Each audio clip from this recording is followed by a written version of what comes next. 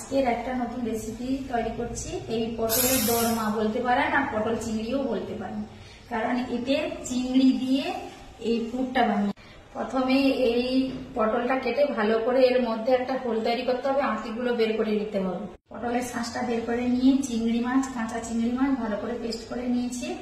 তারপরে আদা বাটা, পেঁয়াজ কুচি দিয়ে ভালো করে কষিয়ে নিই, তাতে হলুদ, লবণ, লঙ্কা সমস্ত কিছু মিশিয়ে তাই এই পুরটা রেডি করি। এইভাবে পুরগুলো এর মধ্যে ভরে নিয়ে ভেজে নেব। হালকা আঁচে এগুলো ভেজে নিয়েছি যাতে এই মশলাগুলো বেরিয়ে না যায়, অনেকক্ষণ ঢাকা দিয়ে দিয়ে হালকা আঁচে ভেজে নিয়েছি। গরম তেলে এই আদা বাটা দিয়ে দিলাম, হলুদ গুঁড়া দিয়ে দেবো, যেহেতু এবারে ফেটানো টক দইটা এখানে দিয়ে দেবো, ভালো করে কষিয়ে নেব। স্বাদ আনার জন্য অল্প পরিমাণে চিনি দিয়ে দেবো, স্বাদ মতো নুন দিয়ে দেবো।